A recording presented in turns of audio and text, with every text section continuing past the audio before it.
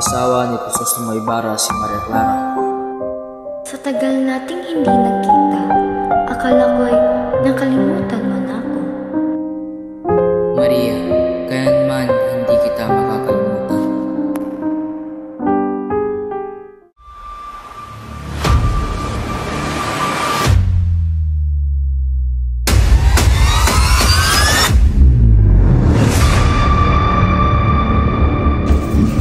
Damaso, samantalang nag-albigan ng aking ama.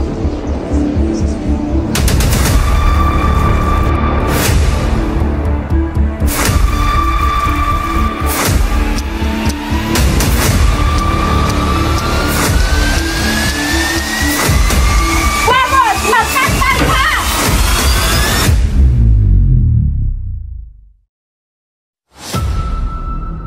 Ba't ngayon mo lang ito nalaman?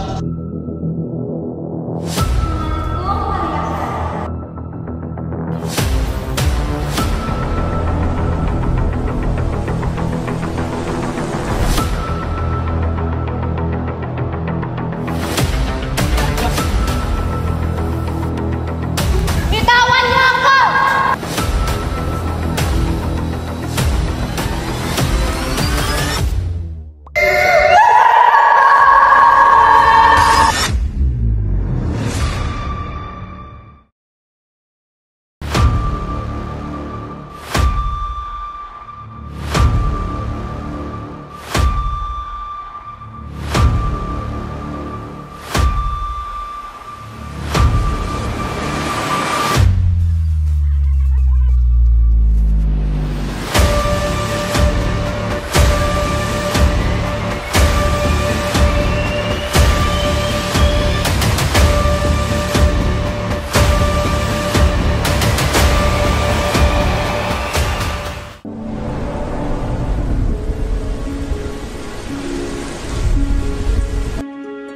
Mga pangarap, mga liwanag, at dilim.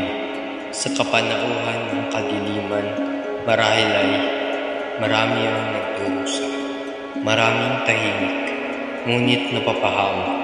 Oo, nabubuhay ang takot at paghihinagpis. Hihintayin ko ang araw na itong lahat ay lilipas. Malayo sa kabiguan at pang-api, kaya kayong mga kalaban ko. Mga dayuhan, huwag niyo kong salingin. Noli me tangere. Mahal kong Maria Clara. Hay, nakakakilig. Anak, hindi ko ba nagsasawa sa pagbabasa ng mga sulat na ibinibigay ni Crisostomo Ibarra? Hindi po, Itay. Huwag ka sana magbibigla sa aking ibabalita. Ano po yun, Itay? Si Ibarra ay babalik siya sa Pilipinas. Totoo po ba, Itay? Hindi mo ba kayo nagbibiro? Hindi ako nagbibiro, anak. Ito ang aking sinabi. Kailan po siya babalik, Itay? Sa susunod na linggo, anak. At maghahanda ako ng salo-salo para sa kanyang pagbabalik. Talaga po, Itay. Sige po, Itay.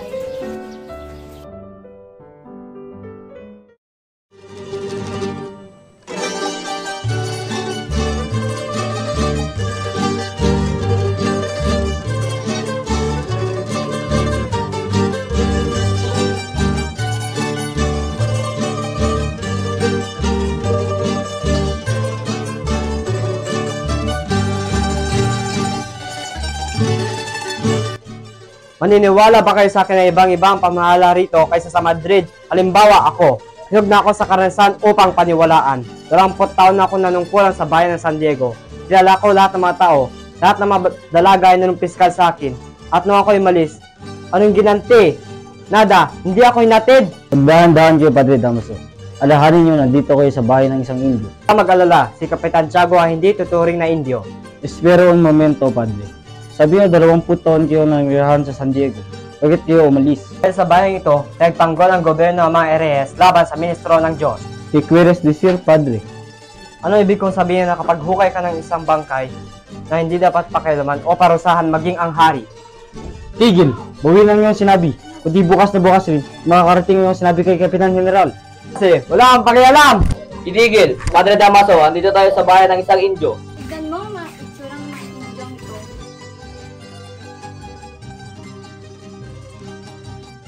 Magandang hapon sa inyong lahat. Kinagagalak kong ipakilala sa inyo ang anak ng lima akong kaibigan. Siya si Crisostomo Ibarra. Magandang hapon sa inyong lahat. Padre Damaso, samantalang na kaibigan ng aking ama. Samantalang na kaibigan ng aking ama. Hindi ako bingi. Narinig ko ang iyong sinabi. Kaso nagkakamali ka. Hindi ko naging matalik na kaibigan ng iyong ama. Ikaw ba ang anak ni Don Rafael Ibarra? Hindi po kayo nagkakamali. Maligayang pagbabalik dyan sa iyo. Kilala kong iyong ama. Ay, itong taon noong nawala at laman ng masyadong nagbago dito. Kakalungkot.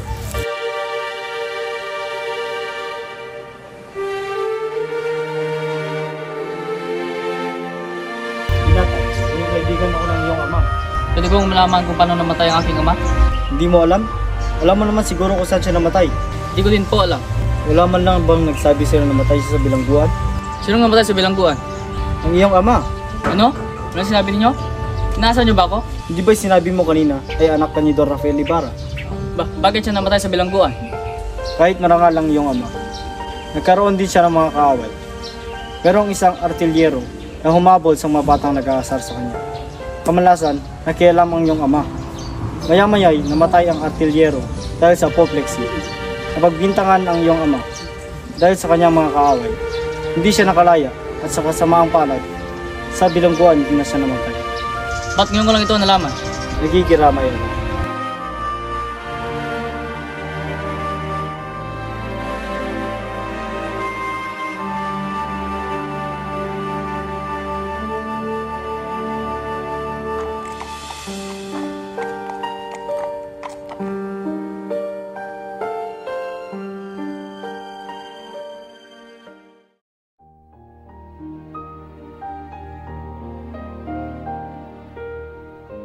Crisostomo, sa dinami-rami ng babae na kilala mo sa iba't ibang bansa, hindi mo ba ako nakalimutan? Makalimutan ba kita? Wala akong kapangyarihan na ikay hindi isipin. Tingin ko ang poetic incarnation ng aking bansa, walang iba kundi ikaw. Lagi din kitang iniisip, kahit na ipilit kong alisin ka sa aking isip at hindi ko magawa. Papakita ko sa'yo. Ito ang mga bulaklak na inilagay mo sa ulo ko.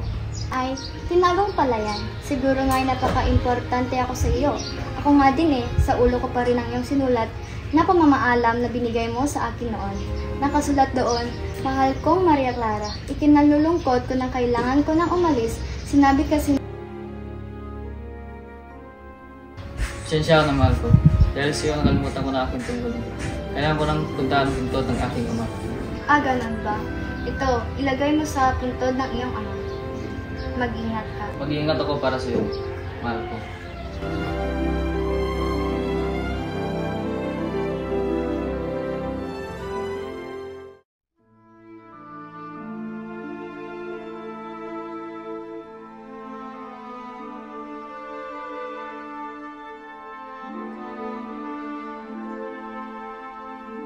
Ang krus po ba na malaki ang inyong palatandaan? Opo. Krus po ay sinunog ko na. Sinunog! Krus po ng kurang malaki, ang kurang na mamalo, si Padre Garote. Saan ang puntod ng aking ama? Pag umatula itong krus, siguro kung natatandaan pa kung saan ito. Pero wala na rin po ang bangkay. Wala pang isang taon mula nung nalibing dyan ang hinahanap namin. Bakit niyo huhukayin? Pinuhukay sa akin ng kurang malaki ang bangkay na hinahanap nyo para ilipat sa libingan ng mga insik. Ano gawin sa bangkay ng aking ama? Naniniwala po ako mas makabubuting anurin na lamang ang bangkay kaysa ilibing sa libingan ng mga insik, kaya itinapon ko ito sa ilog.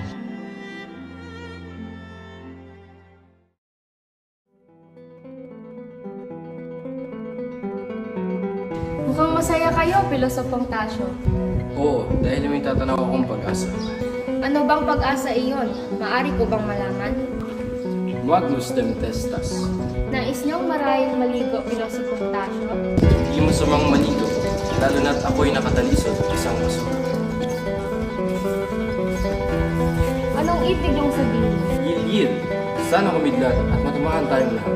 Tila nais niyong magulo ang mundo, magkaroon ng delubyo, Pilosopong Tasyo. Mas mabuting yun ang mangyari, dahil yun ang karapat dapat. Tagal ko na iminungkahi kay Kapitan General na bumili ng kidlat. Subalit pawang pinis at maputok lang ang kanyang binili. Mrs. Mariose.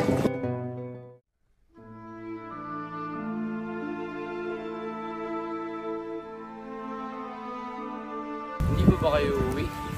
Naghihintay ang inyong ina sa inyong pagdating at naghanda siya ng masaganang pagkain. Utos po ng sakristan mayor na hindi pa po kami pwedeng umuwi hanggang wala pa pong ikawalo ng gabi.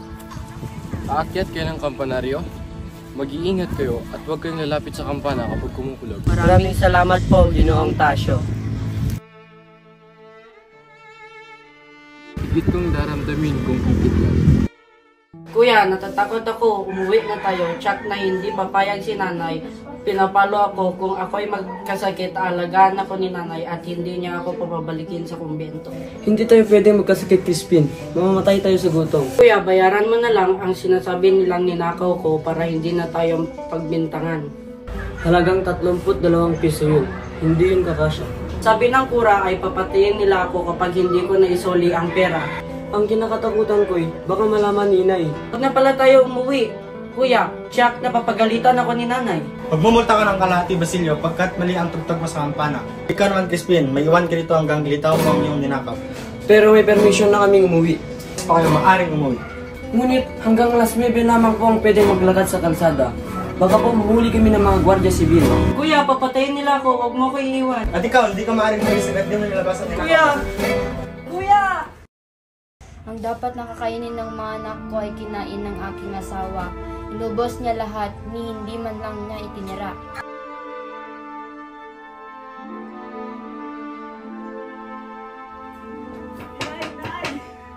Basilio, anak ko! Anak ko, anong nangyari sa'yo?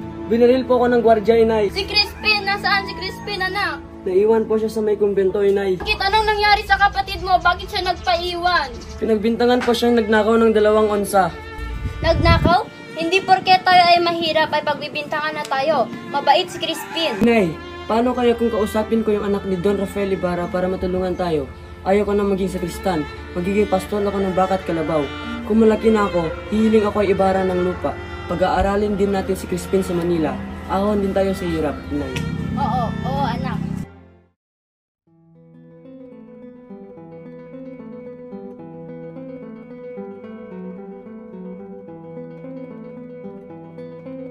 Maaari ko po bang makausap ang mura?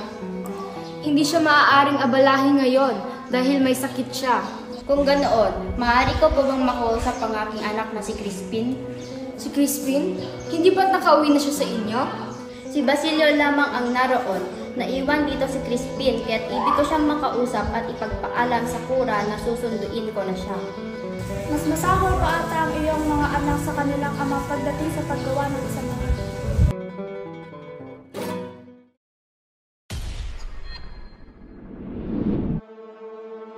Sabi mo ang totoo, kung ayaw mong ibitin ka namin sa punong iyon.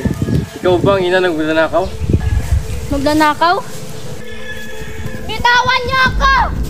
Mga Ginoo! Maawa kayo! Liisang ko sa iyo, walang inuwi ang aking mga anak. Porke kami ay mahirap ay dapat niyo na kami pagbintangan. Mga Ginoo! Parang awa niyo na!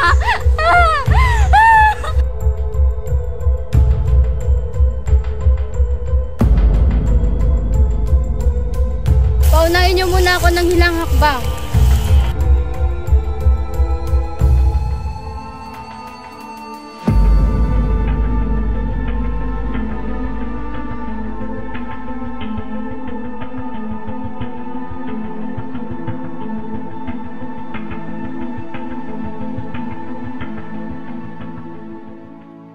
Basilio! Mga anak! Asan na kayo?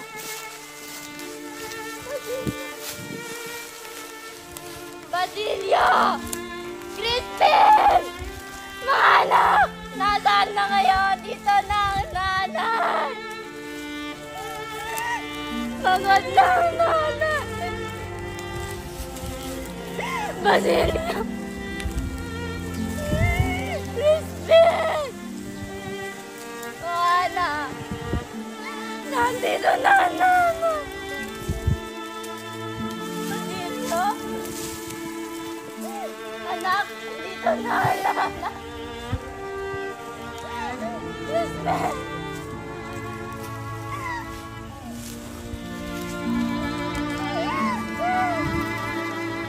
Crispin! Anak! Dito na nanay! Crispin! Basilio! Crispin! Anak! Crispin! Basilio! Bumalik na kayo sa nanay!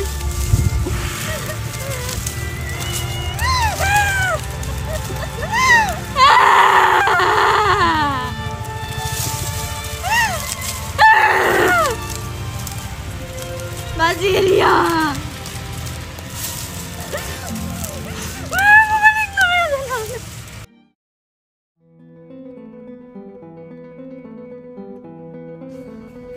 No des d'entranahan!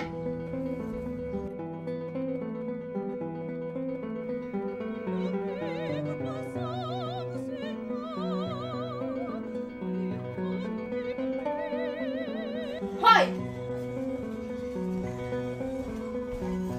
Naya estad nali Quran. Hoy, esta.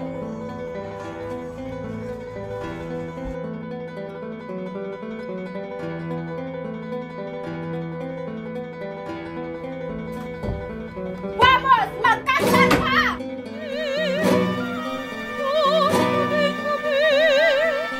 Tama na! Tama na!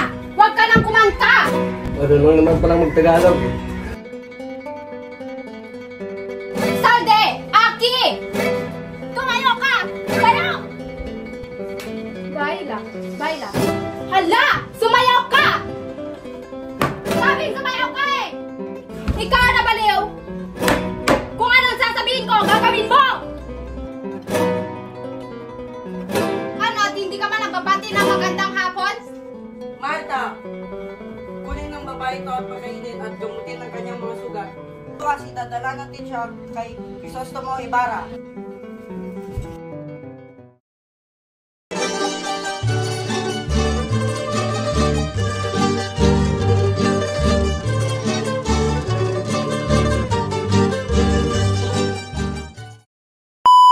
Ano kami nag... Paano gusto mo kasi mangyari?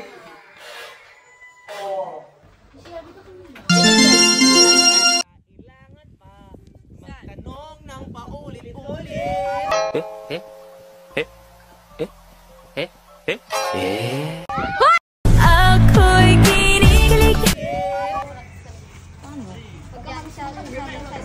May nakita kong isang babae, di ko Hirap ay dapat nyo na kami magbebentakan. Hindi mo talaga ang aking mga anak. Minsan ko siya ay wala silang inuwi. Bitawan mo ako. Umuwi na tayo.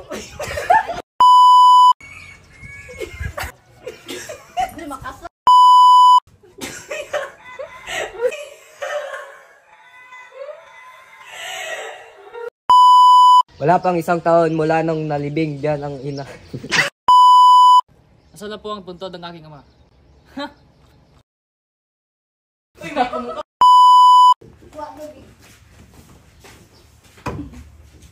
Dapat matagal.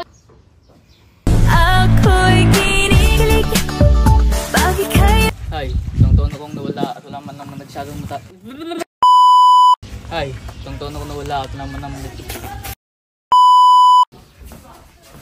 I believe I can fly.